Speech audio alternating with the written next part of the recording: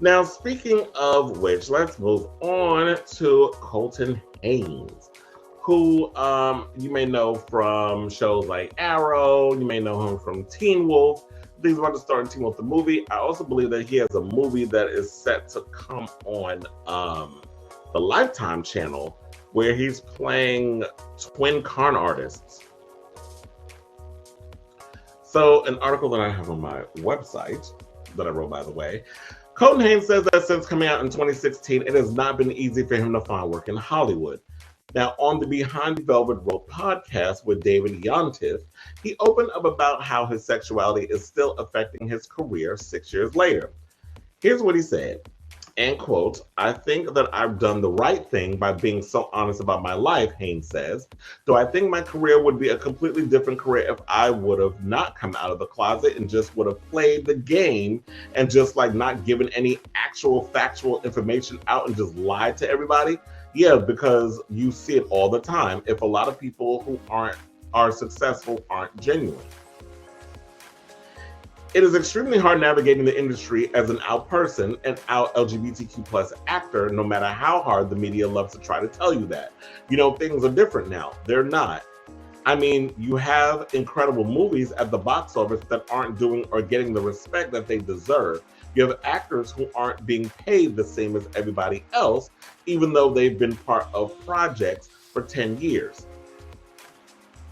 I played straight characters my whole career. Then I came out of the closet and now the opportunities aren't there. And so I think that's something that needs to change. But also I think we just have to start making our own things, and we have to start writing our own things and trying to uplift our communities as much as we can and not be the people in the community who try to continue to tear it down as well. He concluded. Now, the Arrow alum, since he has come out, he has appeared on American Horror Story Cult, Dollface, and the upcoming Teen Wolf movie, reprising his role from the hit MTV series. And he also appeared in Lil Nas X's Industry Baby video. I think he played a security guard in that when they were in prison. And Swindler's Seduction, that he plays a set of twins.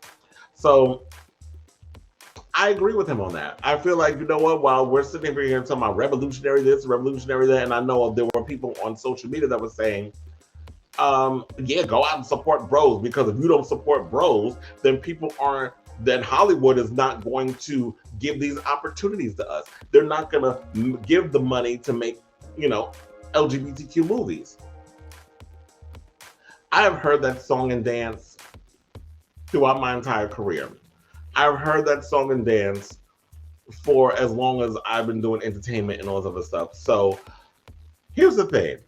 If the mainstream industry doesn't want to accept LGBTQ people and give those opportunities, then who cares? We don't need them. I'm not cowing down, and I don't think artists should have to cow down to the mainstream film industry to get something done. Sundance has been making independent queer films for over 30 years. I've watched many a queer independent film since the 90s.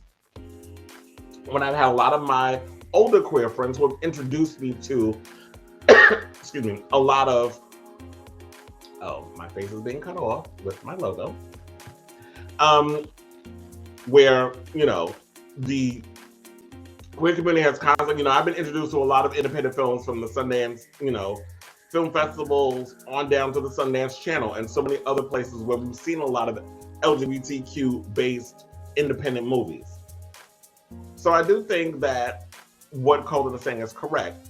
While there are LGBTQ people that we are seeing them sporadically here and there popping up and stuff,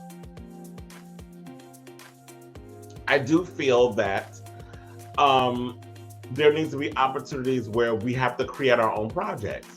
You can't sit around and wait for someone to create something for you.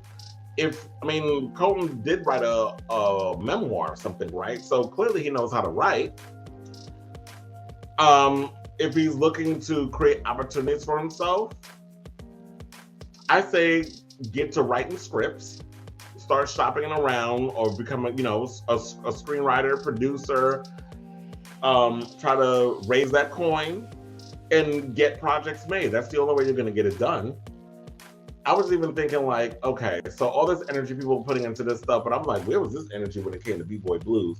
Like this independent black film, and I always wondered this too, like with Rose, for example, would Hollywood, because there's a point where Billy Eichner likes to talk about, and I felt like that was the most genuine part of the film when he was talking about,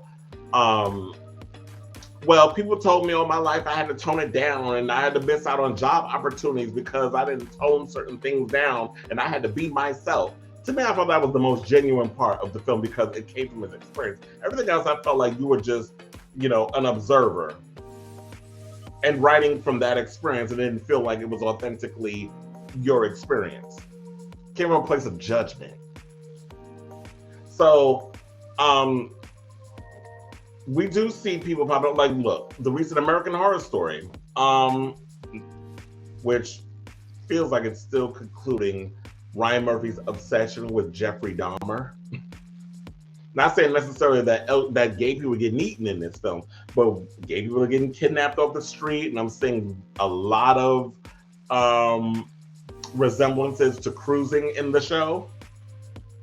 Even down to the scene where you rip from the film of the black guy that comes in the room in the jockstrap and slaps Charlie Carver in the face, which in the original movie was Al Pacino, who was undercover as a cop going into the world of leather. So, just a real quick thing, I did not like the first episode of American Horror Story. Felt a little anticlimactic for me. I didn't even know they released the second episode until I saw people writing about it on social media. So I was like, let's check. I'm gonna check Hulu again and see if there's a second episode. And I looked and I'm like, okay, so there's a second episode. And I watched it, and it was much better than the first. I actually like that vintage aesthetic that they're giving to the show. But yeah, I'm a like I said before, I'm gonna just wait until American Horror Story is like halfway or maybe even done before I get my full assessment. But somebody's like, it's cute or whatever, but child, I need more. Like it's another thing too. If you're gonna do a gay horror thing or anything gay where it's revolving around the leather community, why y'all doing all these basic ass networks like FX? Like, if you're gonna really go there and show nudity and all kinds of sexual stuff going on, which went back on in those days in a lot of those establishments, you need an HBO or something, not no damn FX, because it was given Disney with a lot of those sequences. So I feel like the only way to make changes in Hollywood is for the queer entertainment community to start creating original content and stop relying heavily on the mainstream media for acceptance. The minute we get to a point where we care enough about just fuck them mainstream folks over there, the ones that continue to tell you that there's no audience for LGBTQ content, the people ain't going to see the movie. Did you see how Bros did at the box office? Truth be told, y'all set that movie up to fail if you really want to think about it. So, and there's other ways for movies to get out there and be seen. Streaming services, so many of them now, where queer content can be seen on a mass scale. And that was kind of like the thing that I think that people were feeling like it. But Billy Eichner and all them were adamant. They were like, no, we need to show these people in the theater that there's an audience and they want to see these films and this, that, and the third. Yeah, that may be cute in New York and LA,